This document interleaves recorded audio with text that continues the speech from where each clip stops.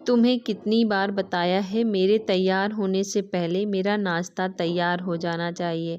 शादी के 25 सालों बाद भी मुझे क्यों बार बार एक ही बात बतानी पड़ती है सीमा? तुम्हें क्या है, तुम तो आराम से घर पर रहोगी, मुझे काम पर जाना पड़ता है। तुम हो कि हमेशा बेवकूफ़ों जैसी हरकतें करती हो। अगर तुम ये जानबूझकर करती हो तो याद रखना, मुझसे बुरा कोई नहीं होगा। आज भी शशांक का पारा चढ़ा हुआ था। इन कटु वचनों से अपना गुस्सा उतारते हुए, गीला तौलिया कुर्सी पर फेंकते हुए शशांक गुस्से से सीमा की तरफ देखने लगा। सीमा के लिए शशांक का यह बेवजह का गुस्सा कोई नई बात नहीं थी। वह महीने में 3-4 बार ऐसे ही सीमा पर बरस पड़ता था। पहले सीमा उसका विरोध किया करती थी, लेकिन जब कई सालों तक शशांक में कोई बदलाव नहीं दिखा तो सीमा ने खुद को ही बदल दिया। अब शशांक के कुछ भी कहने का उस पर कोई फर्क नहीं पड़ता। शशांक की हर बात को वो चुपचाप सिर नीचे झुकाए सुन लेती थी। शादी के 5 साल तक सीमा ने पूरी कोशिश की थी कि शशांक को बदला जाए, लेकिन फालतू का गुस्सा करना और बाद में सीमा को भला बुरा कहना, यह मानो जैसे उसकी आदत बन गई थी। कोई भी वाद विवाद होता तो शशांक सीधे सीमा को बोल देता, अगर मैं तुम्हें अच्छा नहीं लगता तो क्यों नहीं चली जाती अपने मायके, क्यों रहती हो मेरे साथ? क्योंकि उसे अपनी बेटी की फिक्र थी, और वह जानती भी थी कि कहाँ अपने बूढ़े माँ बाप को इस उम्र में परेशान करना वह नहीं चाहती थी। समाज और लोग क्या कहेंगे, यह भी तो उसे देखना था। वह इतनी पढ़ी लिखी भी तो नहीं थी कि खुद जाकर कोई नौकरी कर सके और अपनी बेटी का पालन पोषण कर सके। सीमा को अब अपनी फिक्र नहीं थी, उसको फिक्र थी तो बस अपनी शादी लायक हो रही बेटी की। सीमा नहीं चाहती थी कि पति पत्नी के झगड़े की वजह से सोना डिस्टर्ब हो। सोना की पढ़ाई पूरी हो चुकी थी, उसके लिए अब शादी के रिश्ते आने लगे थे। कई तो सोना ठुकरा चुकी थी। 2-3 महीने बाद एक अच्छा रिश्ता आया।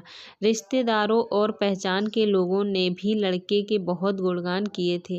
प्रशांत एक शाम अपनी बेटी के पास बैठकर उसे बताने लगा, सोना बहुत अच्छा लड़का है, पढ़ा लिखा है, बड़ा घर का है, बहुत अच्छी नौकरी है। ऐसे रिश्ते बार बार नहीं आते बेटा, इस बार मना मत करना। सोना अपने पिता से ज़्यादा बात नहीं करती थी, शायद डरती थी या शायद नफरत करती थी, लेकिन आज वो अपनी पूरी हिम्मत इकट्ठा कर बोली, मुझे अभी शादी नहीं करना है पापा, मैं नौकरी करना चाहती हूँ।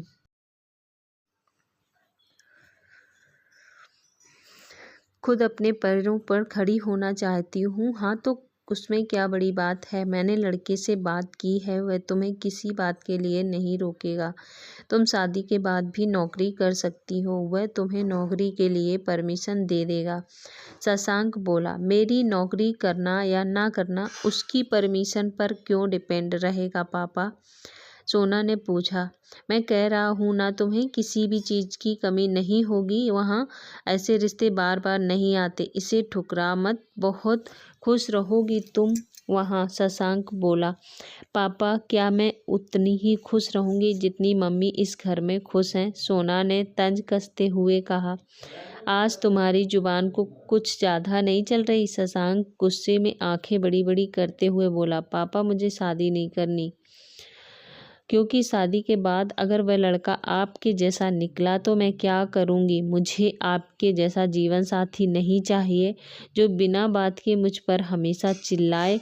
मुझे कुछ भी अपनी पसंद का लेना हो तो 10 बार सोचना पड़े, कहीं वह नाराज़ ना हो जाए। मेरी तबीयत कैसी भी हो उसे परवाह ना हो।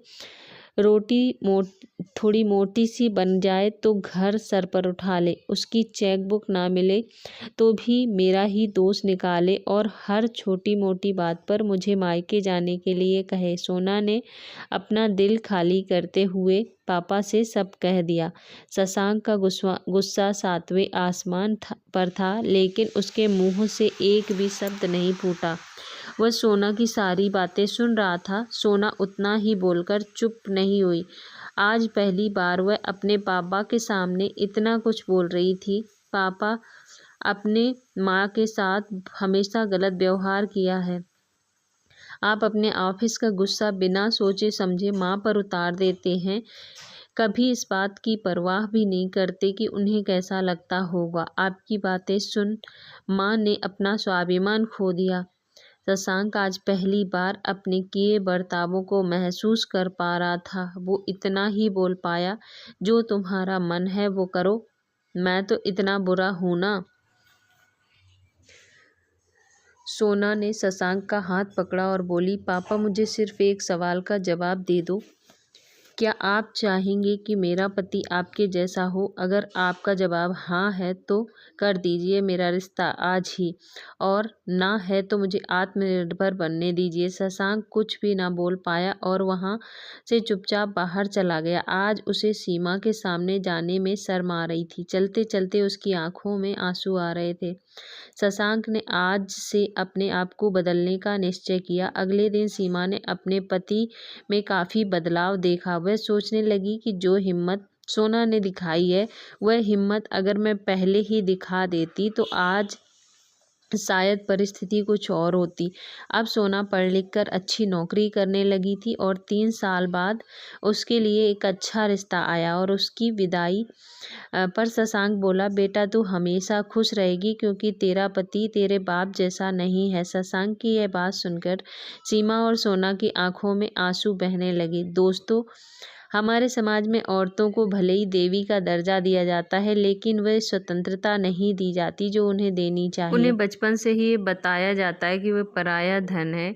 स्कूल से आने में देर हो जाए तो पिटाई मिलती है, मोबाइल पर बातें करते हुए दिख जाए तो या खिड़की से झांकते हुए दिख जाए तो शक किया जाता है। माँ बाप का घर तुम्हारा घर नहीं है, पति का घर ही तुम्हारा घर है। जीवन भर यह बात बता बताकर उन्हें ससुराल भेज दिया जाता है और एक दिन किसी छोटे मोटे झगड़े में ससुराल वालों से उन्हें सुनना पड़ता है कि इस घर को छोड़ दो और मायके चली जाओ। अब आप भी बताओ दोस्तों, ऐसी स्त्रियों का सच्चा घर कौन सा? आखिरकार वह किस घर को अपना कहें? दोस्तों, कहानी पसंद आई हो तो लाइक अवश्य करें। कहानी पूरी देखने के लिए आपका बहुत बहुत धन्यवाद।